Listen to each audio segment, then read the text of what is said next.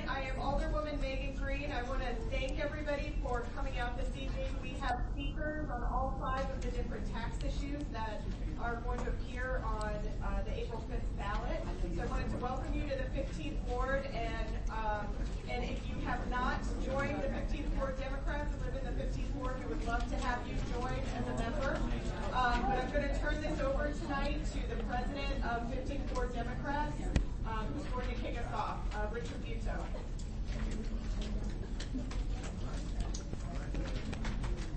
Thank you, everyone, for my first number. I want to thank you. We have been doing candidate forums or fora and issue fora for years, and this is the most recent one right now, but the next one is right around the corner in May. We're going to do a couple of them because there are so many candidates on the ballot for our August primary. But first, the commercial. I want you to join the 15th Ward Democrats if you live in the 15th Ward. We talk about public policy issues all the time. We're Democrats, so we never agree, and yet we can disagree with respect, with affection, and with eventual recognition that everyone has the best interest of St. Louis at heart.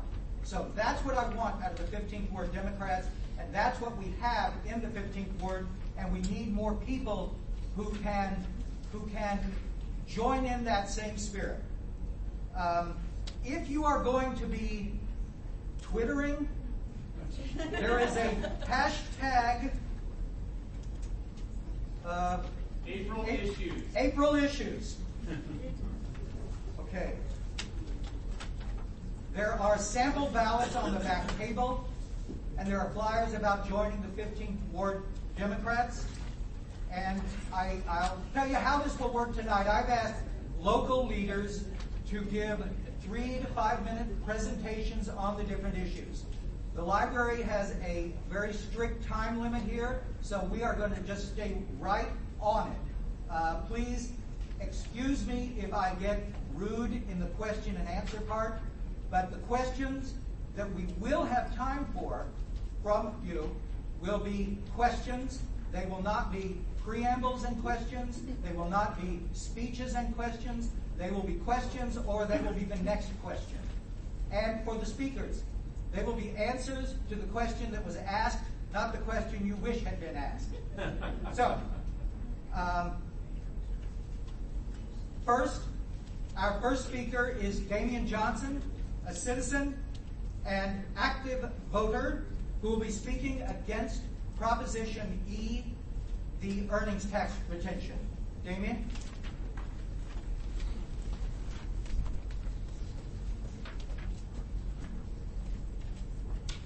Hi, my name is Damian Johnson again, and I have voted for Proposition 5 years ago, but after 5 years and seeing how the corporations are being favored, all the keys, the cortex, and after seeing how we're not going to have a vote to push for the stadium field, even though the Rams are leaving, we're not going to have that vote. And even after the push to kick citizens out of the 5th Ward in favor of earnings tax, I have to vote no. I don't trust what's being done. Can you hear me? Okay, thank you. Yeah, okay. Take the mic out. Okay, I don't trust how the earnings tax and how things are being done, so I cannot renew the earnings tax again. Thank you, Damian. After we have the pro side, we'll have questions. Okay. Now we're pleased to welcome Mayor Slade to speak in favor of retention of the earnings tax. And the microphone is such that it should be very close to your mouth.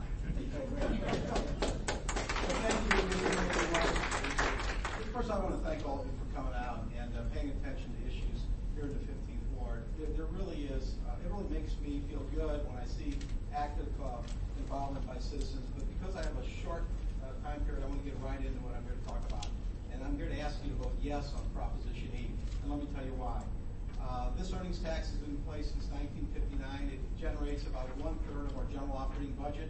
$164 million is what we anticipate it's going to generate this year. And it also, which is 1/3 of our general operating budget, which is $492 million. This money that we use is used for police, fire, used for the building division, used for our prison system, for our courts, for our judges, for the prosecutor's office, the streets, the traffic, the parks, and all the other things, recreation center. It pays for a lot of stuff. Okay, if we lose this, it would be devastating for the city of St. Louis. And although it's going to be phased out over a period of 10 years, if it were to lose, if this proposition lost, that would be a very, very bad thing for the city. I can tell you, as mayor, we've worked hard to streamline city government. I have half as many employees in my office now than previous mayors had. It's 27. It's 14 now. We have cut nearly 1,000 jobs in city government since I've been there. So we're paying our bills, we're balancing our budget, even under tough economic times. And this earnings tax is really a fair tax. Everybody pays it. Nobody's exempt. If you've got earnings, nobody's exempt from it. And I want to just correct a statement that's being made by the opponents of this. This thing about these corporations getting these huge breaks. Let me tell you, I have to explain what they're mischaracterizing. And that is, for example, take Peabody. Peabody is a company, and there's some law firms that were in there as well. They want to stay in the city of St. Louis. They have opportunities to leave. They want to keep their jobs here, and they want to grow jobs. And they not only want to grow jobs, they possibly want to grow salary. We tell them, look, you keep your jobs in the city of St. Louis, and you grow jobs and salaries. Then what we do, we'll give you a 50% rebate on the growth in the earnings tax. So they're still all paying the earnings taxes, and over a period to enough to pay for whatever build out or whatever investment they want to make in a facility, which I think is a great setup.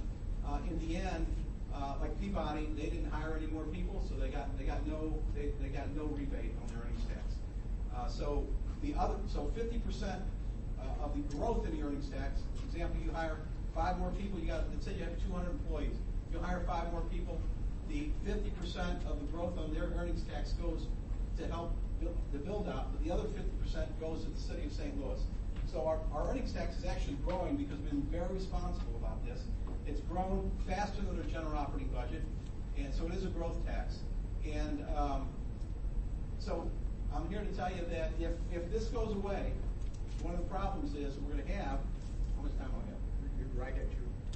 So I want to finish Darlene real quick. Darlene will be here. So if we get rid of the earnings tax, here's the problem. This was backed up by a study that Rex Sinfield paid for. That, first of all, I'll make sure I get it right here.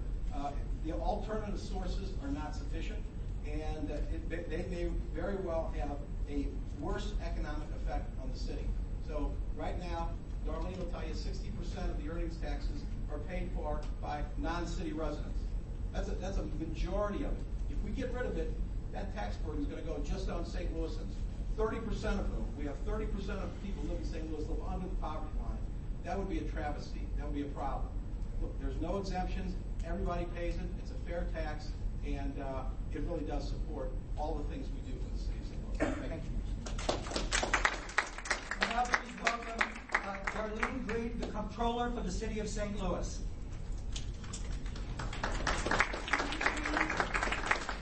I just want to ditto the things you just heard from the mayor about Prop E, the earnings tax. I want to encourage you to vote yes on the earnings tax. Is there anybody here that has a problem with what I'm saying? Okay, great. And that's wonderful to hear because we're smart voters in the city of St. Louis. We're smart citizens. We understand that this is a fair tax. 30% of the people drive over here from Illinois and they work in the city, they're paying that. 30% drive out from St. Louis County, they're paying it.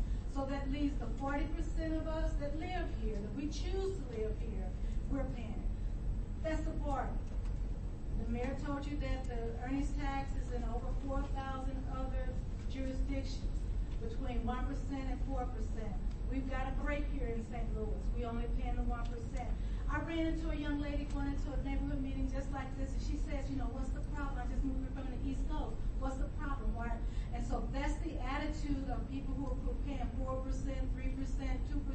They come to the great city of St. Louis where there's a free zoo and all kind of amenities. It's a clean city. And so that's why I support the earnings tax, because it's fair and it's about keeping St. Louis with the delivery of city services that are critical to keeping this city vital and vibrant and growing. The other thing I want to talk to you about is Proposition F. That's about a $25 million no tax increase general obligation bond. It will not raise your taxes. $25 million is very needed for city capital. It's going to go, the majority of it, to the firefighters. So in order to help you remember, you've got $15 million going to critical firefighter needs. That's Prop F. F for firefighters, E for earnings tax. Are you with me? Yes. Thank you, and God bless.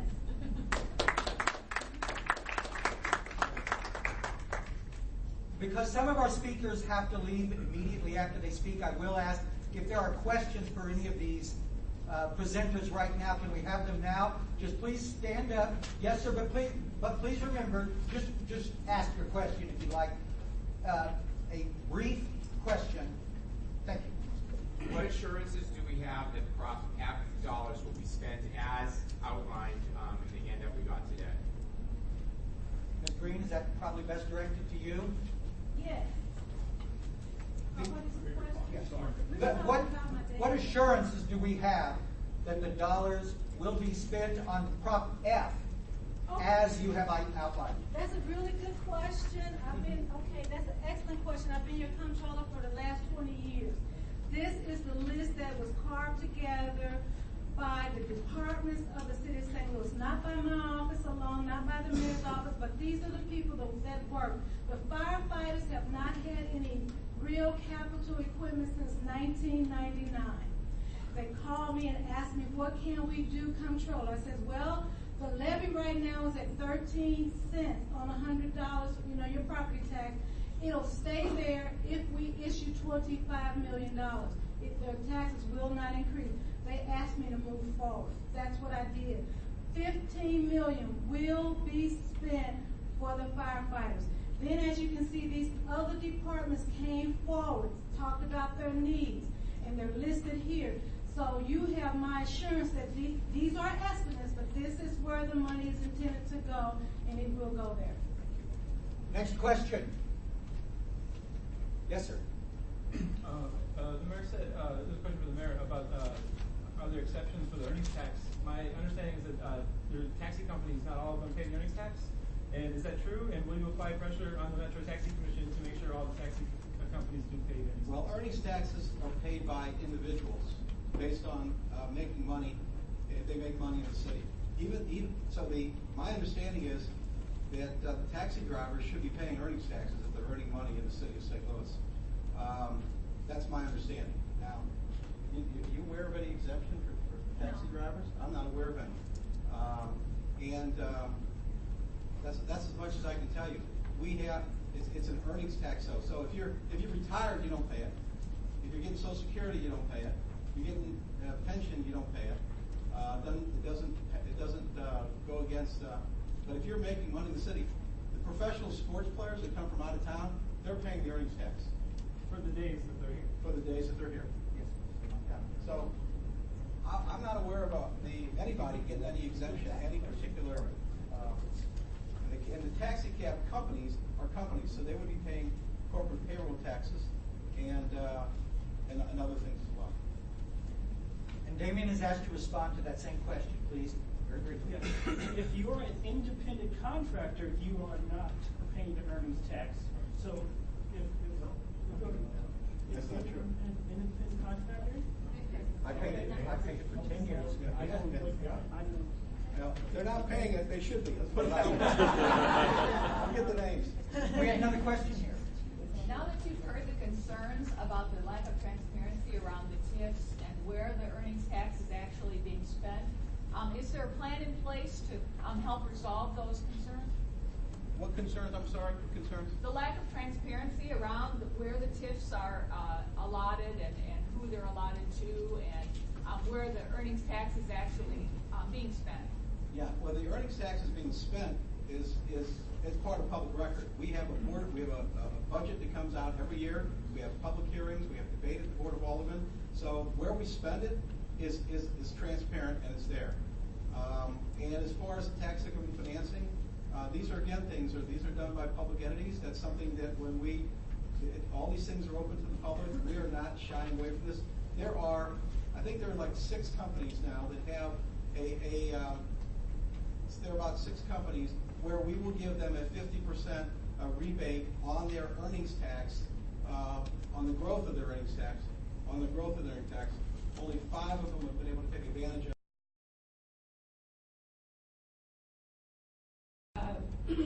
Proposition S or Y.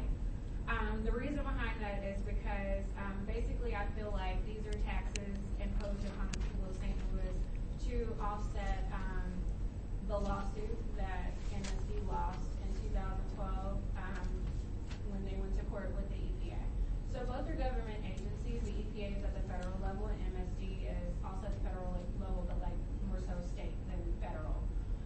So the lawsuit was basically because they don't maintain the sewage system here, and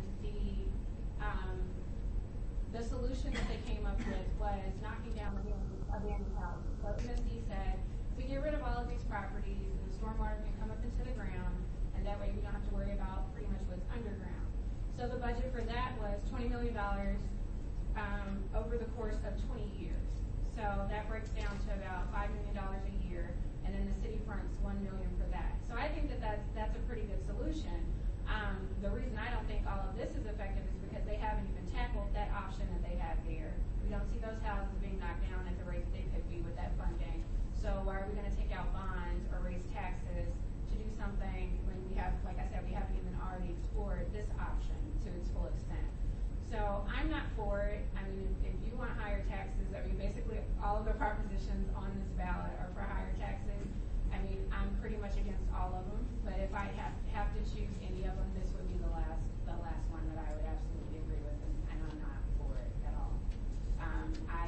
We have sewer issues on the north side of the city. Well, I mean, not. We have abandoned houses, and like I said, we don't see those being knocked down, even if it's not in your neighborhood. I mean, I'm sure on State Street you see houses that could be knocked down, and the stormwater could, escape there, but that's not happening. Because I don't want to sound like I'm just speaking from my area. I know that's an issue over here also. But basically, just explore one option before you go trying to impose something else on the citizens is all that I'm asking. Thank you. Are there questions? Let's see if we've got some questions. Yes, back here. I was just wondering if one or both of you could go into a little bit more detail about this alternate option, or what the knocking down of the abandoned homes, how that allows for savings or a less cost, especially in regards to the EPA's decision. Yeah, I'll answer that. It's a $4.7 billion program over 23 years, or 3 years into it. We spent just under, or we will have spent just under $1 billion at the end of the 4th year. That $4.7 billion is a lot of projects, large to small. Deep storage tunnels, new sewers. The demolition money is part of a green program that we've been running a pilot on for the last 5 years. And the green pilot is $100 million in green infrastructure we call rainscaping in lieu of a tunnel that would have cost $1.5 billion. At the time we negotiated the consent decree. And consent decrees, I mean, every major metropolitan area has one. There's about 1,000 sewer districts that EPA is going after, so this isn't anything unique. But what we're able to negotiate is in lieu of a deep storage tunnel that would have cost $1.5 billion, and maybe it was used 3 or 4 times a year. We negotiated $100 million in green infrastructure as a cost savings, but green, by partnering with other initiatives, other agencies, you can make it more than just sewer system related. You can make it add the neighborhood amenities, perhaps reduce crime in certain ways. In the demolition, what we found is that by demolishing homes, we found that the delivery, the return on the dollar was very, very good. So as part of a proposal to EPA for how we intend to go forward, we propose to do $13.5 million in demolitions. We're not talking about homes that could be rehab. These are homes that are derelict. And we're going to work with the city in conjunction with that. The green program as a whole was meant to be a cost savings. The $4.7 billion, I want to state, we negotiated that down to probably about a total of $6 billion. There are no other options. We have an agreement with EPA and the Missouri Coalition for the Environment, and the consent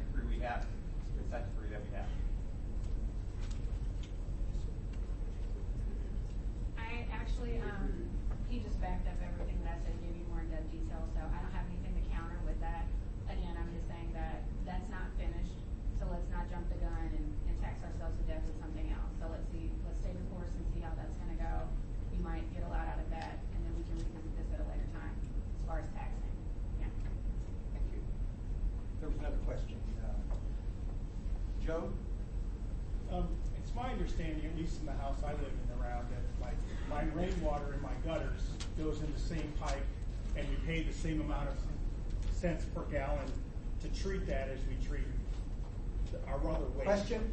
The question is, why are we worrying about increasing capacity when we're not addressing? We could decrease storm capacity by looking at having gutters not be in the rain system. Maybe we don't need a bigger pipe for $1 billion.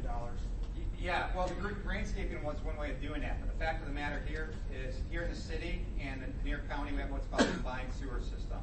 That is, rainwater and stormwater goes in the same sewer pipe. The sewer system was first built starting in the 19th century.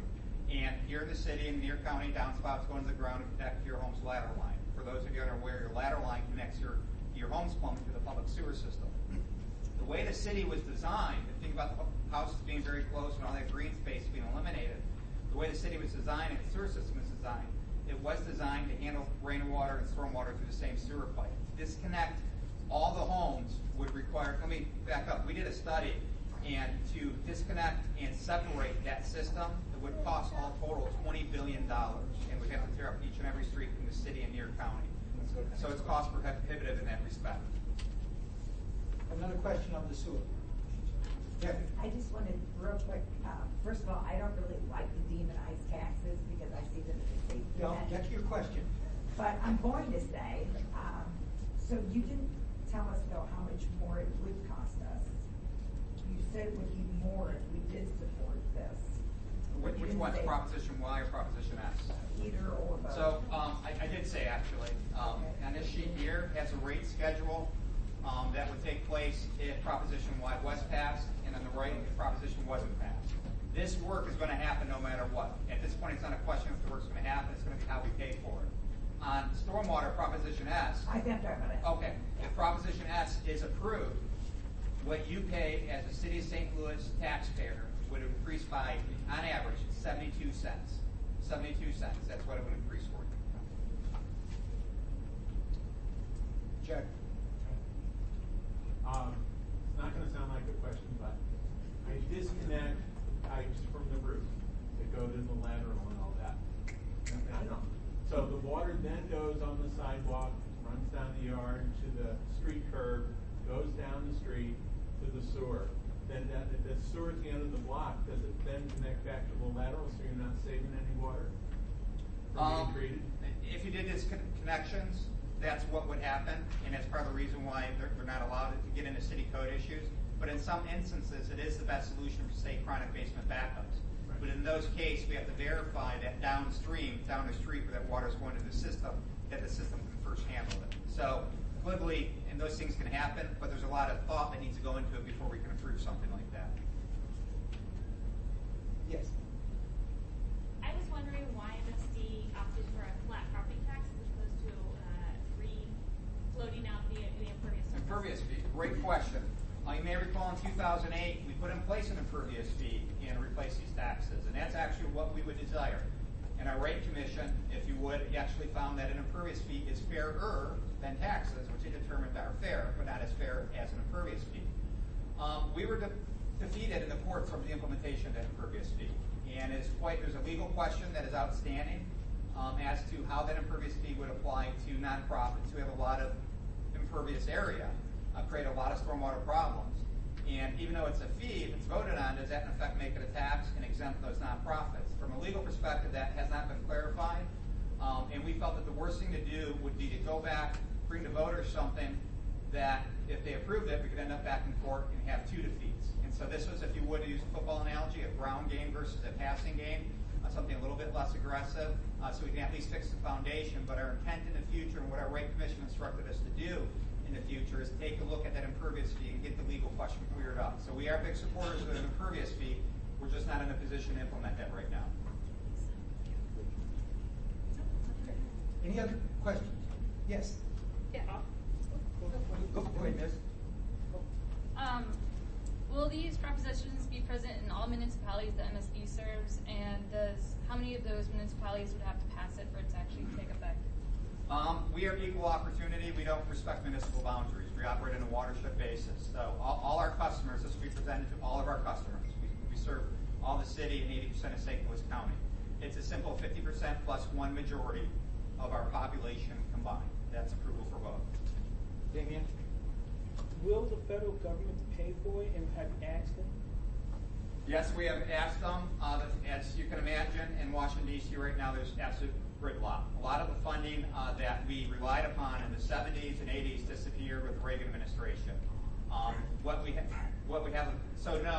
available, and I do want to be completely transparent, what we do have available for us is the state does provide some low-cost financing for the entire state of Missouri, but our needs are so large that we can take all that up and then some. So there is a little bit of assistance, but 99.99% of this is going to be paid for by local ratepayers, and I think it's realistic to say we can't expect federal or state assistance in the future. Rachel? So my question is actually in response to her question and his answer. So the young lady, I just want to make sure I'm understanding how you asked. You asked would this affect all municipalities, and then he said it's kind of fluid, it's across the board, but this is on our ballot. So what if it passes here, but not in the county or somewhere else? Are we then paying for the fluid nature of the services and how they're executed? Because then it might not, say it dies in a municipality, but it passes here, then we're paying for something that everyone else gets to enjoy along with us, right? I just want to, Sure. It's simply the total vote. We don't look at it based on municipality. We look at it on all of our customers. We serve 1.3 million customers. The folks that come and vote on April 5th, it's going to be 50% plus one creates passage for either or. It's not dependent on the city or any other municipal boundary. I just wanted to ask Rachel, so I think I understand your reasoning for being against Proposition X, but I wonder with Proposition Y, if we don't increase taxes and these rates are going to go up anyway, it seems that it's more regressive for people on fixed incomes and such as that, or at least it is initially, for those rates to double so quickly, and what's your thoughts about that?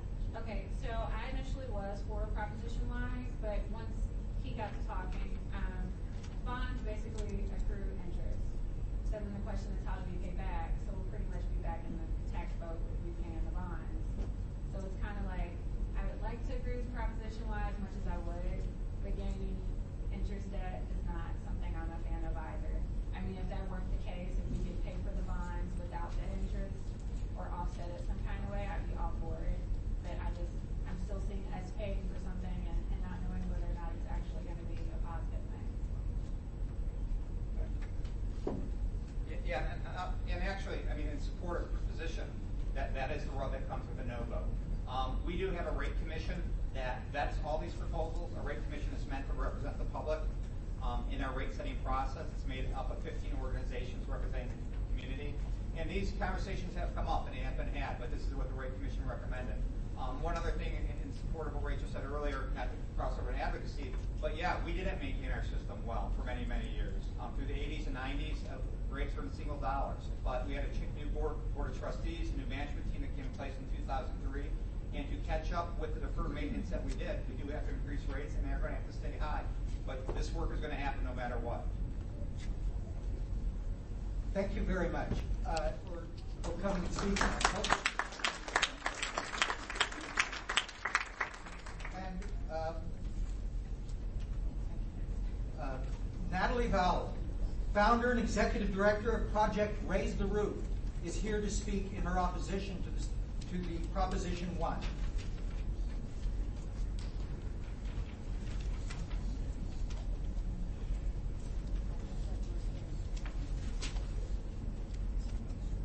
My name is Natalie Vowell. I actually ran for school board, so you might be surprised that I'm against this.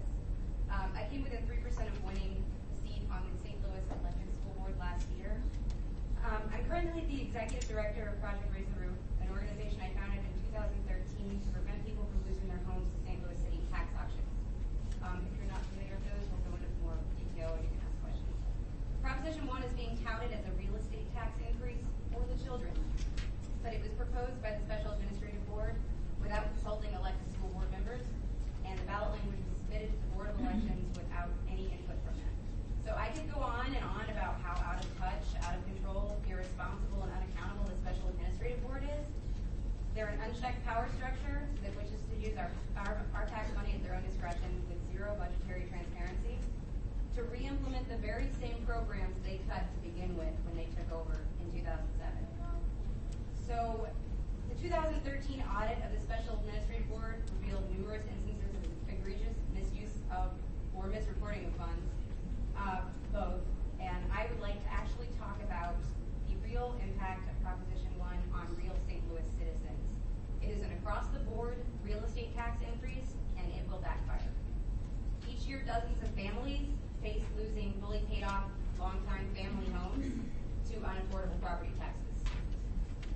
the property owner falls 3 years behind, or roughly about $1,000, Missouri State Statute 92 allows the city to auction that person's house off for the starting bid of delinquent taxes. More often than not, Northside properties receive 0 bids, and the home becomes the property of the LRA. Last year alone, 2 dozen occupied properties went to the LRA. That means 2 dozen families lost the homes that were fully paid off because of a tax increase long ago. They've just been falling further and further behind on. The majority of the victims of this ruthless revenue extraction machine are one of the following: poor, African Americans, or Northside residents. Oftentimes they are disabled, they are senior citizens, or they are veterans. Once these homes become LRA property, they are removed from the tax roll, meaning we're not getting any revenue from them. Instead, they become a net loss of city revenue. And we pay for the management of the LRA properties. It's turned over to Eagle Realty, which is a company owned by everyone's favorite tip recipient, Paul McKee. So instead of making real estate taxes affordable, the standard protocol is to evict the house's occupants and board them up, and then the LRA rarely sells them. So they're rarely put back on the tax roll. We're creating uncollectible debt, displacing homeowners, and making a fresh sea of board-ups every single year. So PRTR clients already face losing their homes over amounts like $15 to $20. We have saved several people's homes for such tiny amounts. Collector of revenue, they can't enter a payment agreement or whatever. And I've been told by Alderwoman Megan Green and the SAB is actually considering a low-income exemption. However, I can't find that anywhere. Former SLPS alternative education employee Ron Brunson has said the same thing, as have many others. They have said that the SAB has claimed the property tax increase will exempt low-income homeowners and low-value properties valued at less than $35,000. However, the ballot language does not mention this exemption, and no one has been able to prove it with any legislative documents or written statements. So, let's see, without definitive proof of that actually being an exemption and that actually going into effect, I would be remiss in my duty as executive director and representing my clients to support Proposition 1 and not speak out in opposition. As a matter of fact, the only place I have seen anything referring to low-income exemptions, senior citizens, or the exact number $35,000 in writing was in a post on my own website from January 27th. I called for exemption for low and fixed-income property owners based on the financial status of my own clients at PRTR. $35,000 is the number I pulled out of thin air based on the average property values I deal with. And when questioned directly on the matter by SAB meeting attendees, Chairman Sullivan gave no indication there would be any exemptions at all for the increase.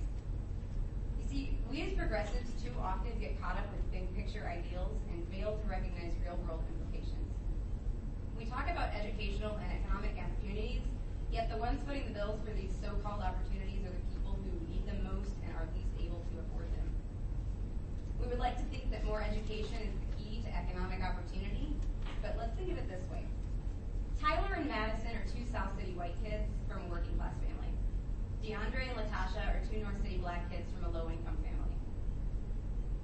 Tyler and Madison's grandmother may be able to afford the increased property taxes on her Shaw neighborhood home because so many decades ago she was able to plan for retirement. Maybe she had a good job.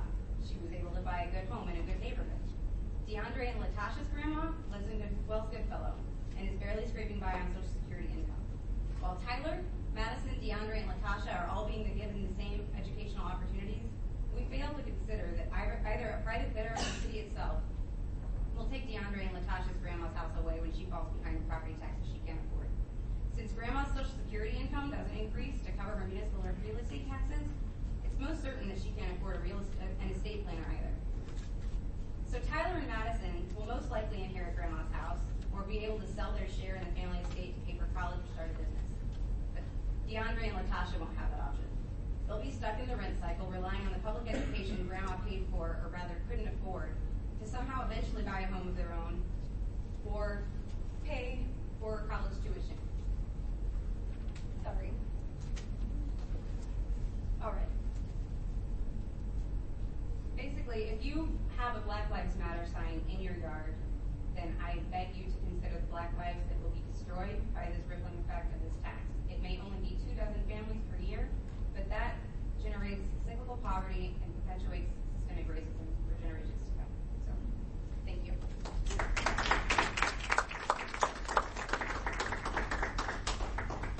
up we have Isaac Pollock, Associate Superintendent of the St. Louis Public Schools.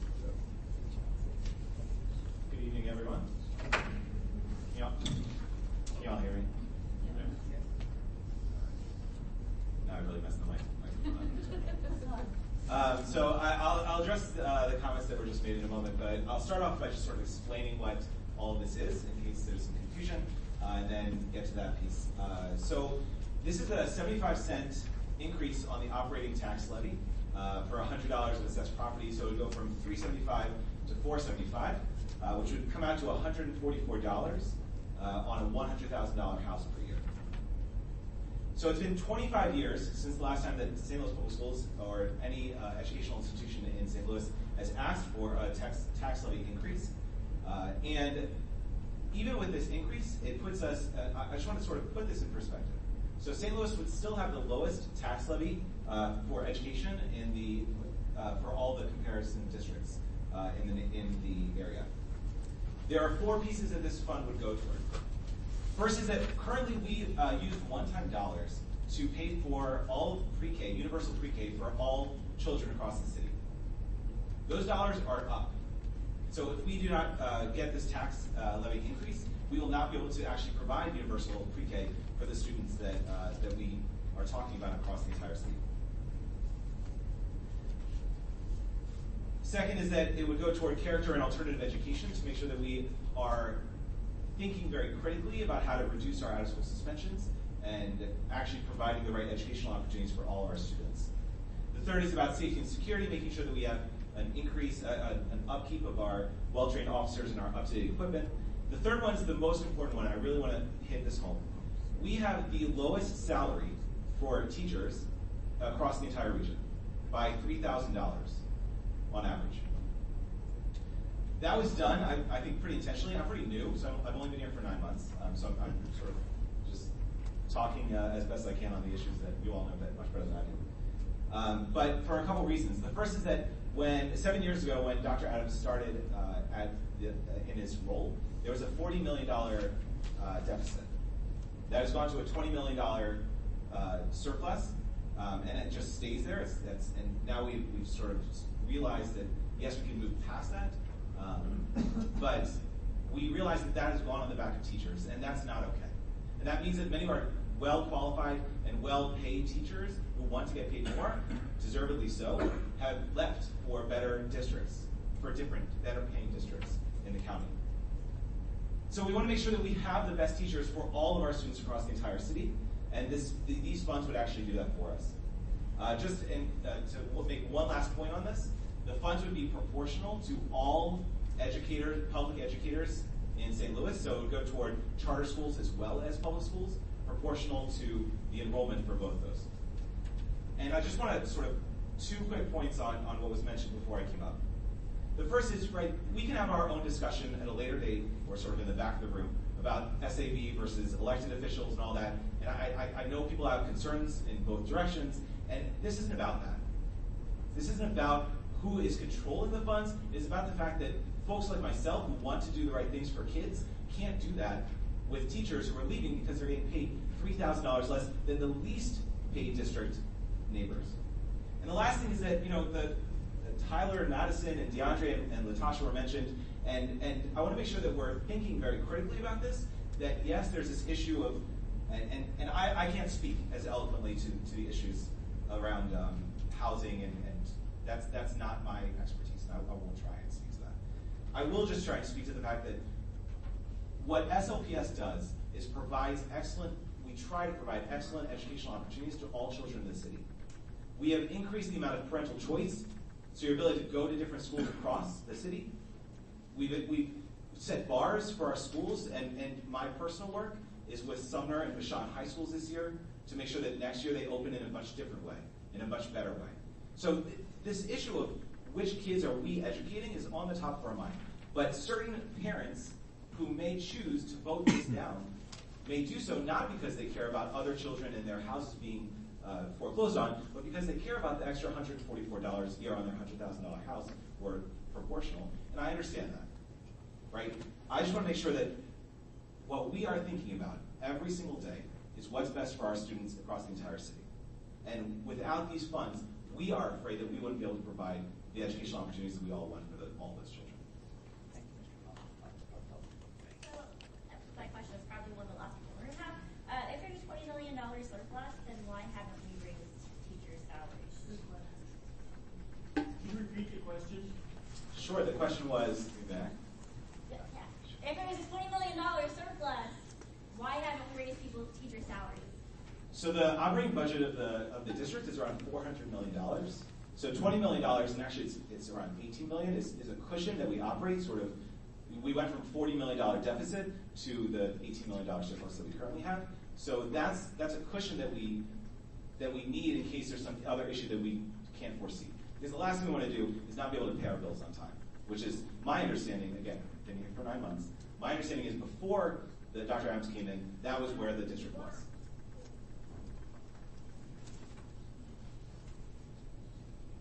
Yeah, I do agree that we need to increase teacher salaries, and I think there are several other ways we can do that besides an across-the-board property tax increase, such as a municipal bond issue, which would actually be, it would hold people accountable for where the funds go and where things are spent, and who ends up getting a new car, for instance. That was found in the audit, so you have a good question about where is that money going and why aren't we increasing teacher salaries with it. Yes. Could you say more about what the safety and security expenditures? Because the other three sound really good, and then there's this one that you sort of skipped over a little bit and didn't give us those details. Can you also say how much of this money is budgeted for each of those 4 different things? Because that has me concerned, as we heard the word transparency a couple of times tonight. No, so I'll speak to the first question first. So for safety and security, this is sort of just to make sure that we have enough safety officers, so to maintain the current level of safety officers we have. And second is we have a lot of metal detectors in a lot of our buildings that have not been updated, and a lot of other security features, grates on sort of windows and others in our buildings that we just want to make sure are maintained. That's my current understanding of what that means. In terms of proportion, I actually don't know the answer to that. So my role is around innovation and turnaround in charters, so it's very specific, and I don't know the answer to that. I'm sorry. Could I ask, please? The 15th Ward Democrats, our hosting organization tonight, has a website and a Facebook page.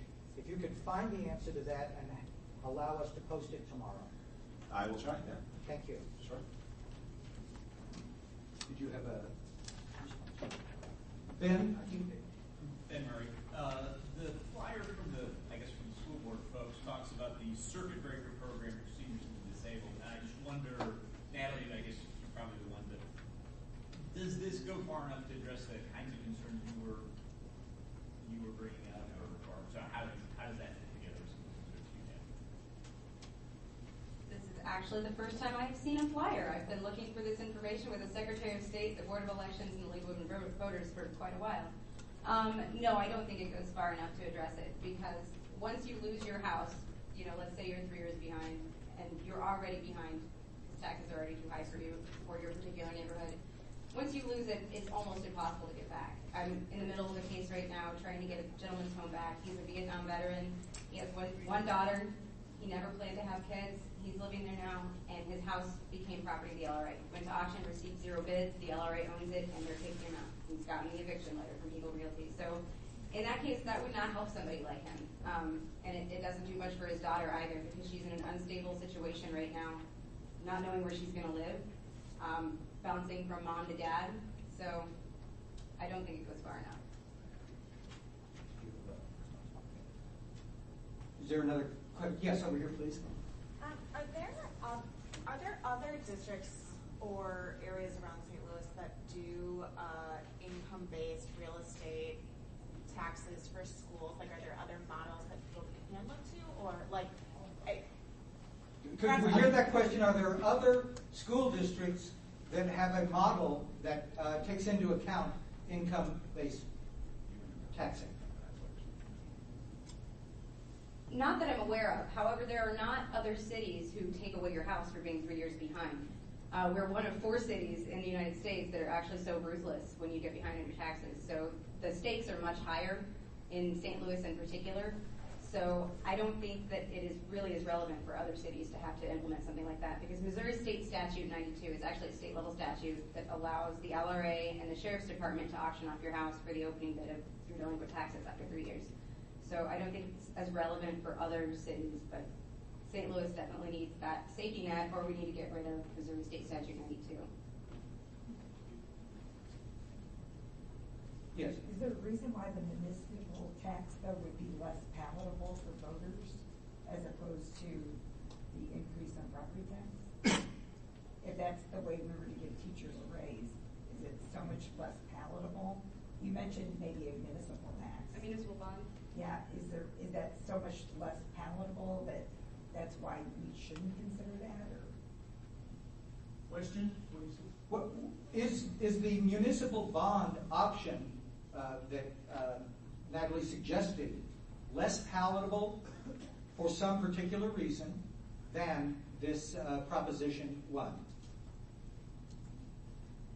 I would say it's less palatable to the Special Administrative Board because they would not have just full discretion over the funding. They would be accountable to the voters, and they slipped this through at the last minute without notifying the Board of Elections or the Board of Education. So I was specifically talking about the voters, though.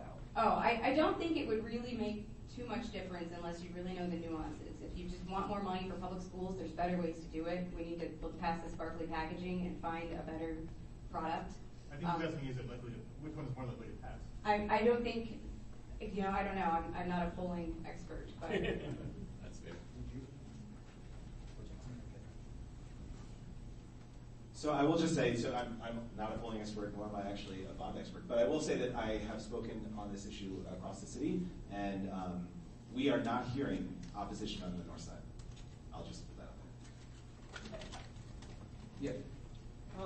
I'm curious for Natalie, if you propose a bond to do something like fund teacher salaries, bonds are time limited. So if you're going to rely on a bond to increase the operating expenses of the school district, when that bond runs out, you're going to have, how will you then pay for the increased operating expenses that you seem to support to the school district with a one-time funding mechanism?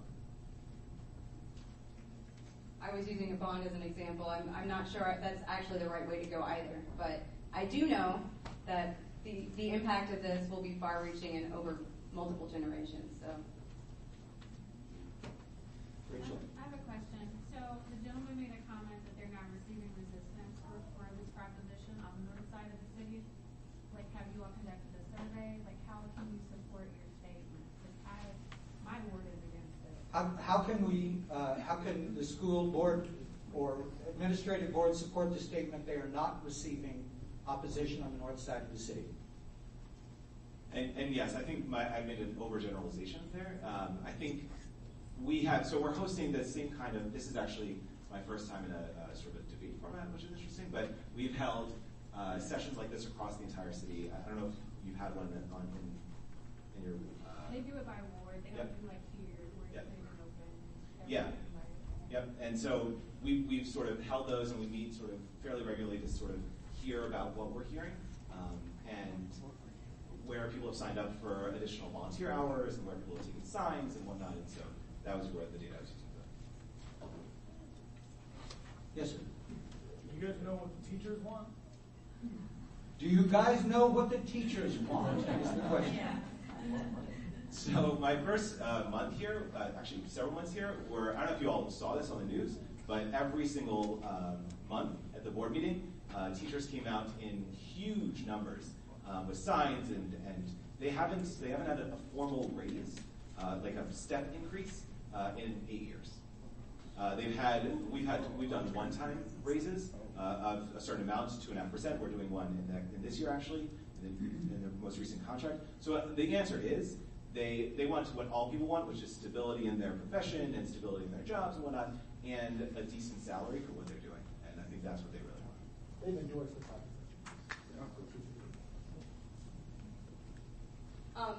The teachers I've spoken to are actually against this proposition because of the social implications, far-reaching. The alternative education employee that I mentioned from SLPS, he lost his job when the SAP took over. They started spending money on ridiculous things, took away his salary. They cut that program entirely. They left it to tax. Maybe we would not be in this situation right now. So I do think the teachers probably want better salaries. Yeah, who doesn't? But there are teachers who are in opposition to this.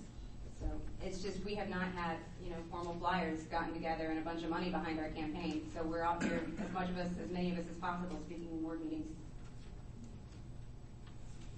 Any more questions? Okay. April 5th, that's the day. Yeah. You got to vote. If you're going to be out of town, you can vote absentee. If you are an eligible member of the 15th Ward Democrats, you can vote on our endorsement tonight. We will be counting the votes tonight. The 15th Ward Democrats' eligible voters are those who live in the 15th Ward who have been to at least 3 meetings or events or volunteer opportunities that we sponsored and pay $10 a year to come and argue with other Democrats. But if you are an eligible member, please check at the back table to make sure you've got your ballot. If you're unsure if you're eligible, please check with them. They've got the numbers there. And if